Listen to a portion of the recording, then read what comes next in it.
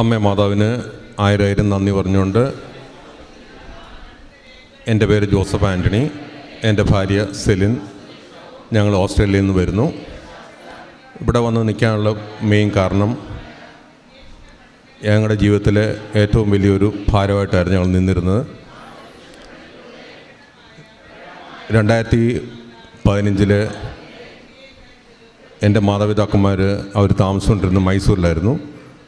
അവിടെ രാത്രിയിൽ കള്ളന്മാർ കയറി ചാച്ചനെ അമ്മയെ അടിച്ചിട്ട് അമ്മയുടെ കഴുത്തിലെ മാലയെല്ലാം എടുത്തുകൊണ്ട് പോയി. അവരെ ഒത്തിരി ഉപദ്രവിച്ച്. അന്ന് ഞങ്ങൾ മക്കളെല്ലാവരും വിദേശത്തായിരുന്നു. അവർ ഞങ്ങളെ വിളിച്ചു. എന്നിട്ട് ഞാൻ അവിടുന്ന് കയറി വന്നു. ചാച്ചനെ അമ്മയെ അവിടുന്ന് മൈസൂരിൽ നിന്ന് അവരെ കൂട്ടിക്കൊണ്ട് ഞാൻ ചങ്ങനാശ്ശേരി കൊണ്ടുവന്നു. അവർക്ക് ട്രീറ്റ്മെൻറ്റൊക്കെ കൊടുത്ത് ഒത്തിരി ഉപദ്രവമൊക്കെ ചെയ്തായിരുന്നു. അവർ വല്ലാത്തൊരവസ്ഥയിലായി. മാനസികാവസ്ഥ അവർ വല്ലാതെ തകർന്നു. അവർക്കിനി അവിടെ നിൽക്കാൻ പറ്റത്തില്ല എന്നുള്ളൊരു സ്റ്റേജായി. അവരെന്നോട് പറഞ്ഞു ആ സ്ഥലം എങ്ങനെയെങ്കിലും വിൽക്കണം. അത് കഴിഞ്ഞ് വീണ്ടും ഞാൻ തിരിച്ച് ഓസ്ട്രേലിയക്ക് പോയിട്ട് 1 മാസം കഴിഞ്ഞപ്പോൾ തിരിച്ച് വന്നിട്ട് ഇവരെയും കൂട്ടിക്കൊണ്ട് ഞാൻ മൈസൂരിന് പോയിട്ട് അവർ ആ സ്ഥലം എൻ്റെ പേരിൽ പവർ ഓഫ് അറ്റർണി തന്നു. അത് വിൽക്കാനുള്ള അവസ്ഥയിൽ തിരിച്ച് ഞാൻ അവരെ ഇവിടെ കൊണ്ടുപോയി നാട്ടിൽ വിട്ടു. അത് കഴിഞ്ഞിട്ട് തിരിച്ച് ഞാൻ ഓസ്ട്രേലിയക്ക് പോയായിരുന്നു. അപ്പം ഇതിനിടയ്ക്ക് സ്ഥലത്തിൻ്റെ കച്ചവടത്തിൻ്റെ കാര്യങ്ങളൊക്കെ ഏകദേശമായി. അതിൻ്റെ ആൾക്കാർ വന്ന് 10 ലക്ഷം രൂപ ചാച്ചൻ്റെ അമ്മയുടെയും കയ്യിൽ ചാനേഴ്സിൽ കൊണ്ട് കൊടുത്തു. ബാക്കി 1,35 ലക്ഷം രൂപ തരേണ്ട പൈസയിൽ 25 ലക്ഷം രൂപ ക്യാഷ് ആയിട്ട് തന്നു. ബാക്കി 1,10 ലക്ഷം രൂപ എൻ്റെ അക്കൗണ്ടിൽ കൂടിയാണ് അവർ തരത്തുള്ളതെന്ന് പറഞ്ഞു. സ്ഥലത്തിൻ്റെ രജിസ്ട്രേഷൻ്റെ ടൈമായി. അതിന് ഞങ്ങൾ പോയി. രജിസ്ട്രേഷന് മുമ്പ് അവർ പറഞ്ഞു 1,10,000 രൂപ ടാക്സ് അടയ്ക്കണമെന്ന് പറഞ്ഞു. ടാക്സ് അടച്ചു. അത് കഴിഞ്ഞ് ഇവിടെ വന്ന് ചൈനീസിൽ അവർക്ക് വീടും സ്ഥലമൊക്കെ എടുത്തു കൊടുത്തു. അവർ ഇവിടെ സന്തോഷത്തോടെ ജീവിക്കുകയായിരുന്നു. ഞാൻ തിരിച്ച് കയറിപ്പോയി. അത് കഴിഞ്ഞ് 2017 എനിക്ക് മംഗലാപുരത്ത് എനിക്കൊരു സ്ഥലമുണ്ട്. ഞാൻ അവിടുത്തെ അഡ്രസ്സിൽ എനിക്കൊരു ടാക്സിൻ്റെ ഒരു നോട്ടീസ് വന്നു. ഞാൻ ടാക്സ് അടച്ചില്ല എന്ന് പറഞ്ഞിട്ട്. അപ്പം ഞാനത് കൊണ്ടുപോയി ചാർട്ടർ അക്കൗണ്ടിലേക്ക് കൊടുത്തപ്പോൾ അവർ പറഞ്ഞു വിഷമിക്കേണ്ട, കുറേ പേപ്പറുകൾ എന്നെക്കൊണ്ട് സൈൻ ചെയ്യിച്ചു. അവർ പറഞ്ഞു ബാക്കി കാര്യം അവർ നോക്കുള്ളൂ, ഇനിയൊന്നും കുഴപ്പമില്ല എന്ന് പറഞ്ഞു. അവരുടെ ഫീസും കൊടുത്ത് ഞാൻ അവിടെ നിന്ന് തിരിച്ചു പോന്നു. ആ ടാക്സ് ചാർട്ടർ അക്കൗണ്ടുകാരന് എന്ത് ചെയ്തു, പുള്ളിയുടെ ഇമെയിൽ അഡ്രസ്സിലാണ് പുള്ളി എല്ലാ ഡീറ്റെയിൽസും കൊടുത്തിരുന്നത്. ടാക്സ് ഓഫീസിൽ നിന്നുള്ള നോട്ടീസുകളെല്ലാം പുള്ളിയുടെ ഇമെയിലാണ് ചെന്നുകൊണ്ടിരുന്നത്.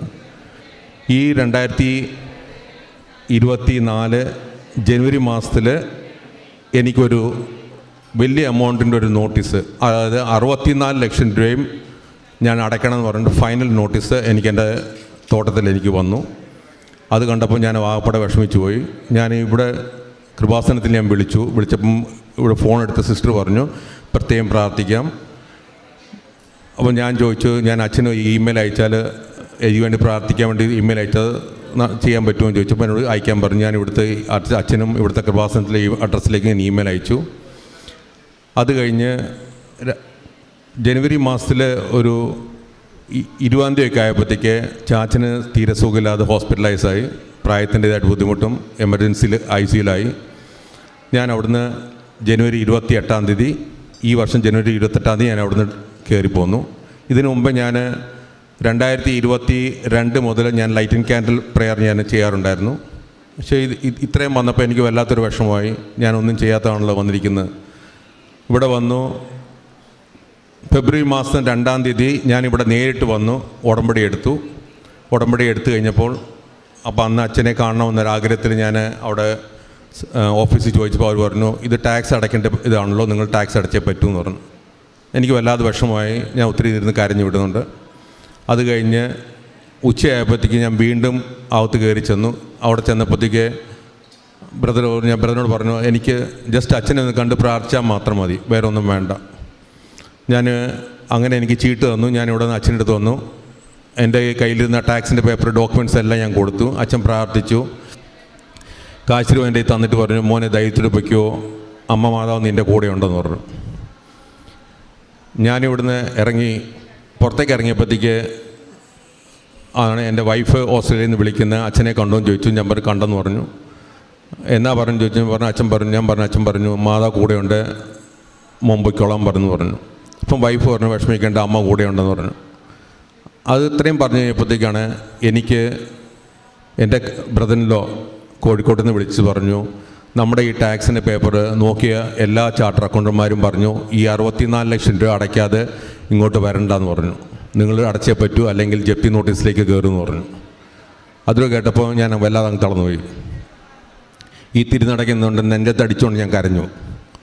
അമ്മയുടെയും പറഞ്ഞു, അമ്മേ എൻ്റെ കയ്യിലൊന്നും ഇല്ലയെന്ന് പറഞ്ഞു. എൻ്റെ കയ്യിൽ മെറിറ്റും ഇല്ല, ഞാൻ 0 ക്രെഡിറ്റിൽ നിൽക്കുകയാണ്, ഞാൻ എന്താ ചെയ്യേണ്ടതെന്ന് എനിക്കറിയത്തില്ല, അമ്മ എന്നോട് വരണമെന്ന് പറഞ്ഞു. അന്നേരം നട്ടാ ഉച്ച 3 മണി സമയം എന്നെ വെട്ടി വിശർക്കുമായിരുന്നു. ഇത് ഞാൻ പറഞ്ഞ് തിരികെയും ഞാൻ ഐസ് പെട്ടിക്കകത്ത് കയറി നിൽക്കുന്ന പോലെ, ഫ്രീസറിനകത്ത് കയറി നിൽക്കുന്ന പോലെ ഒരു അനുഭവം, ഐസിൽ പൊതിഞ്ഞ പോലെ ഞാൻ നിന്നുപോയി. എനിക്കറിയത്തില്ല എന്താ പറ്റിയെന്ന്. എൻ്റെ ശരീരത്തിൽ വെട്ടി ഒഴുകിക്കൊണ്ടിരുന്ന ആ വേർപ്പ് പോലും പിന്നെ കാണാനില്ല. അപ്പം ഞാൻ വൈഫിനെ വിളിച്ച് പറഞ്ഞു, ചാർട്ടർ അക്കൗണ്ടന്മാരെല്ലാവരും കൈ ഒഴിഞ്ഞു, നമ്മൾ ഈ പൈസ അടയ്ക്കണം എന്ന് പറഞ്ഞാൽ നിൽക്കുന്നു പറഞ്ഞു. ഞാൻ പറഞ്ഞു, സാരമില്ല, എനിക്ക് വിശ്വാസമായി, അമ്മ എൻ്റെ കൂടെ ഉണ്ട്. ഞാനിവിടുന്ന് പോയി ചങ്ങനാശ്ശേരി അടുക്കുന്ന മുമ്പേ എനിക്ക് അങ്ങോട്ട് പനി കൊണ്ടു, ഭയങ്കരമായിട്ട് നടുവേനയും പനിയും. വീട്ടിൽ ചെന്ന് 2 ദിവസം അങ്ങ് കിടപ്പായി. പക്ഷേ ഇതിനിടയ്ക്ക് വീണ്ടും എൻ്റെ ബ്രദറിലോ വിളിച്ച് പറഞ്ഞു, ഒരു ചെറിയൊരു മിന്നൽ പോലെ നമുക്കൊരാൾ വന്നിട്ടുണ്ട്, ഒരു CA-കാരൻ്റെ മേളിലുള്ള FCA-കാരനാണ്, പുള്ളി നോക്കട്ടെന്നാണ് പറഞ്ഞിരിക്കുന്നത് പറഞ്ഞു. അങ്ങനെ ഞാൻ പുള്ളിയുടെ ഓഫീസിൽ ചെന്നു. അവിടെ സ്റ്റാഫ് ഒത്തിരി പേര് നിൽപ്പുണ്ട്. ഞാൻ എൻ്റെ കയ്യിൽ ഇവിടുത്തെ ഉപ്പ് ആയിട്ടാണ് ഞാൻ പോരുന്നത്. അപ്പോൾ ഞാൻ നോക്കിയപ്പം ഈ ഉപ്പ് ഞാൻ എവിടെ ഇടണം, എവിടെ നിന്ന് പ്രാർത്ഥിക്കണം പോലും എനിക്കറിയത്തില്ല, വല്ലാത്തൊരു വിഷമം പോലെ. ഞാൻ ഉപ്പെടുത്ത് കയ്യിലെടുത്തു, എനിക്കൊരു കസേര കെട്ടി ആ മൂലയ്ക്ക് ഇരുന്നു. ആ മൂലയ്ക്ക് ആ ഉപ്പിട്ടിട്ട് ഞാൻ പ്രാർത്ഥിച്ചു. അത് കഴിഞ്ഞപ്പോൾ അവരെന്നെ വിളിച്ചു, ഞാൻ അകത്ത് കയറി. ഞാൻ എൻ്റെ കയ്യിൽ നിന്ന് ഡോക്യുമെൻറ്റ്സ് എല്ലാം കൊടുത്തു, പേപ്പറെല്ലാം കൊടുത്തു. പുള്ളി പറഞ്ഞു, ഉറപ്പൊന്നും വെക്കണ്ട, നമുക്കൊന്നും പറയാൻ പറ്റത്തില്ല, പൈസ അടയ്ക്കേണ്ട അടച്ചേ പറ്റൂ, പക്ഷേ നമുക്കൊരു സാവകാശം ചോദിക്കാമെന്ന് പറഞ്ഞു.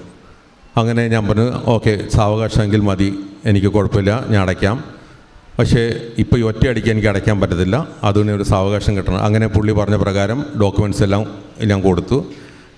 തിരിച്ച് ഞാൻ അവിടുന്ന് 22-ാം തീയതി ഇവിടെ വീണ്ടും വന്നു. ഞാൻ ഇവിടെ പ്രാർത്ഥിച്ചുകൊണ്ടിരുന്നപ്പോഴത്തേക്ക് അപ്പോൾ ആൾക്കാർ പറഞ്ഞു, തിരിച്ച് കയറി പോകുന്നതാണെങ്കിൽ നമുക്ക് അച്ഛനെ ഒന്നുകൂടെ കാണാം. അങ്ങനെ ഞാൻ അവിടെ ചെന്നപ്പോൾ എന്നോട് പറഞ്ഞു, അച്ഛനെ കാണാമെന്ന് പറഞ്ഞു. അതേന്ന് പറഞ്ഞു. ഞാൻ എൻ്റെ എയർ ടിക്കറ്റ് എല്ലാം കാണിച്ചു. ഇവിടെ വന്ന് അച്ഛനെ വീണ്ടും കണ്ടു. വീണ്ടും അതേ പേപ്പർ ഞാൻ ഇവിടെ കൊടുത്തു.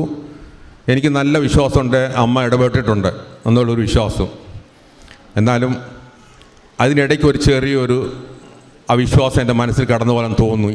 അതുകൊണ്ടാണ് ഞാൻ വീണ്ടും ഇവിടെ വന്ന് അച്ഛനടുത്ത് പ്രാർത്ഥിച്ച്, അച്ഛൻ പറഞ്ഞു, ധൈര്യത്തോടെ വയ്ക്കുക മോനെ എന്ന് പറഞ്ഞു. ഞാനിവിടുന്ന് പോയി ഓസ്ട്രേലിയയിൽ ചെന്നു. ഞാൻ എൻ്റെ ഉടമ്പടി ഇവിടുന്ന് എടുത്തത് ഞാൻ തുടങ്ങി പോലില്ല. അവിടെ ചെന്ന് മാർച്ച് മാസം 13-ാം തീയതി വരെ, അതിനു മുമ്പ് വീണ്ടും എനിക്ക് ടാക്സിൻ്റെ പേപ്പറുകളെല്ലാം വരാൻ തുടങ്ങി എൻ്റെ ഇമെയിൽ അഡ്രസ്സിലേക്കും ഫോണിലേക്കും. എനിക്കത് കണ്ടപ്പോൾ ആകപ്പാടെ വിഷമമായി, പ്രയാസമായി. അവസാനം ഞാൻ അവർ പറഞ്ഞ ഡോക്യുമെൻറ്റ്സ് എല്ലാം കൊടുത്തു. ഇവിടുന്ന് എൻ്റെ കസിൻസ് വേണ്ടി പേപ്പറുകളെല്ലാം കൊടുത്തു, എല്ലാം ചെയ്തു കൊടുത്തു. അവസാനം മാർച്ച് 13-ാം തീയതി ഞാൻ ഉടമ്പടി തുടങ്ങി. അത് തുടങ്ങി ഈസ്റ്ററിൻ്റെ ആദ്യത്തെ ആഴ്ചയിൽ, ഈസ്റ്ററിൻ്റെ ആ ബുധനാഴ്ചയോ വ്യാഴാഴ്ചയോ എന്ന് തോന്നുന്നു, എനിക്ക് ഇമെയിൽ വന്നു. ആ ഇമെയിലിനകത്ത് 3 നോട്ടീസാണ് കൊടുത്തിരുന്നത്. ആദ്യത്തെ നോട്ടീസിനകത്ത് കൊടുത്തിരുന്നത് ഞാൻ എല്ലാം കൂടെ ചേർത്ത് 68 ലക്ഷം രൂപ പ്ലസ് 2% ടാക്സ് ഉൾപ്പെടെ ഞാൻ അടയ്ക്കണമെന്ന് പറഞ്ഞിട്ടുണ്ട്. ആ ആദ്യത്തെ നോട്ടീസ് കണ്ടപ്പോഴേ ഞാൻ പിന്നെ ഇമെയിൽ ഒന്നും തുറന്നില്ല. ഞാനൊന്ന് ഒത്തിരി കരഞ്ഞു. എന്നിട്ട് ഞാൻ ഉടമ്പടി തുടങ്ങിയത് ഞാൻ മുടക്കിയില്ല, ഞാൻ കണ്ടിന്യൂ ചെയ്തു, പ്രാർത്ഥിച്ചു. ആ വന്ന നോട്ടീസ് ഞാൻ ഞങ്ങളുടെ ചാർട്ടർ അക്കൗണ്ടിനും എൻ്റെ ബ്രദറിലോയ്ക്കും അയച്ചു കൊടുത്തു. പക്ഷേ ഞാൻ ആ നോട്ടീസ് അയച്ചു കൊടുത്തപ്പോൾ എൻ്റെ ചാർട്ടർ അക്കൗണ്ട് പറഞ്ഞു, ഞാൻ യാത്രയിലാണ്, ഞാൻ വരുമ്പോഴത്തേക്ക് ഞാൻ നോക്കിയിട്ട് അറിയിക്കാമെന്ന് പറഞ്ഞു. അപ്പോൾ ഇവിടുത്തെ സമയം വ്യത്യാസം 5.5 മണിക്കൂറുണ്ട്. പുള്ളിക്കാരന് എനിക്ക് ഓസ്ട്രേലിയൻ സമയം വെളുപ്പിന് 3:30 ആയപ്പോഴത്തേക്ക് എൻ്റെ വാട്സപ്പിൽ ഒരു മെസ്സേജ് അയച്ചിരിക്കുന്നു. നീ ഭാഗ്യമുള്ള മകനാണ്, ദൈവം ഇടപെട്ടിട്ടുണ്ട്, നിൻ്റെ ടാക്സ് മൊത്തം 0 ആക്കിക്കൊണ്ടാണ് ഇൻകം ടാക്സുകാർ നിനക്ക് അത് അനുവദിച്ച് തന്നിരിക്കുന്നു പറഞ്ഞു. എനിക്കത് വിശ്വസിക്കാൻ പറ്റിയില്ല. വീണ്ടും ഞാൻ രാവിലെ എഴുന്നേറ്റപ്പോഴത്തേക്ക് എൻ്റെ ഭാര്യ എന്നെ വിളിച്ചു. ഭാര്യയ്ക്ക് നൈറ്റ് ഡ്യൂട്ടി ആയിരുന്നു. എൻ്റെ കസിൻസ് വിളിച്ചു പറഞ്ഞു, വൈഫിൻ്റെ അടുത്ത് ഇതുപോലെ അവർ ഇൻകം ടാക്സ് ഓഫീസർ വിളിച്ചു പറഞ്ഞു, നമ്മൾ ഒന്നും അടയ്ക്കേണ്ട കാര്യമില്ല, 0% ആയിട്ട് നമുക്ക് ആക്കി. ഞാനിവിടെ വന്നത് മെറിറ്റും ഇല്ല, ഒന്നുമില്ലാതെ 0 ക്രെഡിറ്റിൽ ഞാൻ വന്ന ഇവിടെ എന്നെ ഈ അമ്മയുടെ സന്നിധിയിൽ നിർത്തിക്കൊണ്ട് അമ്മ എനിക്ക് 0 ബാലൻസ് ആക്കി തന്നു. പിന്നെ എൻ്റെ ജീവിതത്തിൽ വേറൊരു എനിക്ക് ഏറ്റവും കൂടുതൽ ഉണ്ടായിരുന്നത് മുൻദേഷ്യം, എടുത്തിയാട്ടം. ഞാൻ പണ്ട് മദ്യപിക്കുമായിരുന്നു. ഇപ്പം മദ്യപാനം നിർത്തിയിട്ട് 7 വർഷത്തോളമായി. പുകവലിക്കുമായിരുന്നു. ഞങ്ങളുടെ വീട്ടിൽ ഇപ്പം ശാന്തിയും സമാധാനം, കുടുംബ പ്രാർത്ഥന ഇതെല്ലാം ഉണ്ട്. പ്രേസ് ദ വേല ഞാൻ പറ്റുന്ന പോലെ ഞാൻ ചെയ്യുന്നുണ്ട്. ഇതിനിടയ്ക്ക് ഞാൻ അവിടെ ചെയ്യാൻ പറ്റാത്ത കാര്യങ്ങൾ ഞാൻ ഇവിടെ ക്യാൻസർ പേഷ്യൻസ് വേണ്ടി സിസ്റ്റർമാർ നടത്തുന്ന മഠത്തിലേക്ക് കുറേ പൈസ ഞാൻ അയച്ചു കൊടുക്കാറുണ്ട്. അങ്ങനെ ഞങ്ങളുടെ കാര്യങ്ങൾ അങ്ങനെ അമ്മ മതമുഖാന്തരം എൻ്റെ ഉടമ്പടിയിൽ ഞാൻ വെച്ചിരുന്ന ആദ്യത്തെ സാക്ഷ്യമാണ് ഇത്. ഇനിയുണ്ട്. ഞാൻ മൊത്തം 5 കാര്യങ്ങൾ എഴുതിയിരുന്നു. അത് ആദ്യത്തെ കാര്യത്തിൽ ഉടമ്പടി ഞാൻ എടുത്ത് 1 മാസം തികയുന്ന മുമ്പേ അമ്മ എനിക്കത് 0 ബാലൻസ് ആക്കി തന്നു. അമ്മയ്ക്കും തിരുകുമാരനും 1000 നന്ദി പറയുന്നു.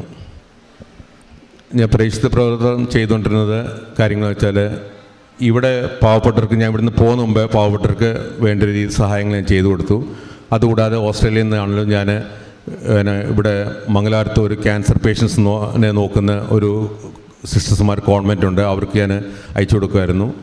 പിന്നെ പത്രങ്ങൾ ഞാൻ പറ്റുന്ന പോലെ ഓരോരുത്തർക്ക് കൊടുക്കും. ചിലർക്ക് അത് കൊടുക്കുന്ന ചില സമയത്ത് ചിലരത് റിജക്റ്റ് ചെയ്യാറുണ്ട്. അവർക്ക് വേണ്ടാന്ന് പറയും. എന്നാലും ഞാൻ പ്രാർത്ഥിച്ച് ഞാനത് സന്തോഷം ഞാൻ തിരിച്ചു കൊണ്ടുവരും. ഇനിയുണ്ട് എൻ്റെ കയ്യിൽ പത്രം കൊടുക്കാൻ കിടക്കുന്നു. ഇനി മലയാളം പേപ്പർ ഒരു 5 എണ്ണം ഉണ്ട്, ഇംഗ്ലീഷ് പേപ്പർ ഒരു 3 എണ്ണം കൊണ്ട് എനിക്ക് കൊടുക്കാനുണ്ട്.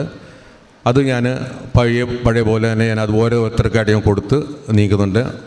ഇനി എനിക്ക് ഇവിടെ വീണ്ടും വന്ന് അടുത്ത സാക്ഷ്യം പറയാൻ എത്രയും പെട്ടെന്ന് അമ്മ എനിക്ക് വഴിയൊരുക്കി തരുമെന്ന് എനിക്ക് പൂർണ്ണ വിശ്വാസത്തോടെയാണ് ഞാൻ ഇവിടെ നിൽക്കുന്നത്. എൻ്റെ കുടുംബത്തെയും എൻ്റെ മക്കളെയും എല്ലാവരെയും ഇവിടെ കൊണ്ട് നിർത്തിയതിലും ഒത്തിരി 1000 നന്ദി പറയുന്നു. പരിശുദ്ധ അമ്മയുടെ മധ്യസ്ഥതയിലേറെ പ്രത്യേകിച്ച് വ്യക്തിപരമായ ലഭിച്ച വലിയൊരു അനുഭവത്തിൻ്റെയും അല്ലെങ്കിൽ അനുഭവങ്ങളുടെ സാക്ഷ്യമാണ്. അപ്പം ഇതൊരു കുടുംബമായിട്ടാണ് ഇവിടെ ജീവിത പങ്കാളിയുമായിട്ട് വന്ന് സാക്ഷ്യപ്പെടുത്തുന്നു.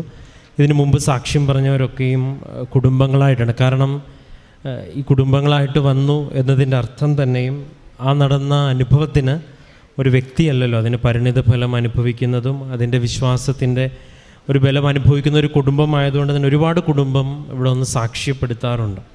അപ്പം എങ്ങനെയാണ് ഒരു കുടുംബമായിട്ട് ഒന്ന് സാക്ഷ്യപ്പെടുത്തുവാനായിട്ട് ഉടമ്പടിയിൽ സാധിക്കുന്നുള്ള ചോദ്യത്തിനും അവസാനം വ്യക്തമായിട്ടൊരു മറുപടിയും പറയുന്നുണ്ട്. അത് ഉടമ്പടിയിലെ കാര്യങ്ങൾ അതെന്തു തന്നെയാണെങ്കിലും പ്രാർത്ഥനയാണെങ്കിലും പ്രേക്ഷിത പ്രവർത്തനമാണെങ്കിലും എല്ലാത്തിലും അതിൻ്റേതായിട്ടൊരു ഇൻവെസ്റ്റ്മെൻ്റ് അല്ലെങ്കിൽ ഒരു ശ്രമം ഇവരുടെ ഭാഗത്തുനിന്ന് ഉണ്ടെന്നുള്ളതും അല്ലെങ്കിൽ ജീവിതത്തിലെ ഏറ്റവും പ്രധാനപ്പെട്ട അല്ലെങ്കിൽ സന്തോഷം നൽകിയിരുന്ന നന്മയല്ലാത്ത കുറേ ശീലങ്ങളും ഒക്കെ ഉടമ്പടിയിൽ എടുത്തു മാറ്റാനായിട്ട് തയ്യാറായി എന്നുള്ളതാണ്. അപ്പം ഉടമ്പടി അങ്ങനെയാണ് ഇത്രത്തോളം അനുഭവങ്ങൾ ഈ ഒരുപാട് പേര് വന്ന് ഷെയർ ചെയ്യാനുള്ള കാര്യം ഇതിൻ്റെ പിന്നിൽ അവർ ഒരുപാട് എഫേർട്ട് ഇടുന്നുണ്ട്.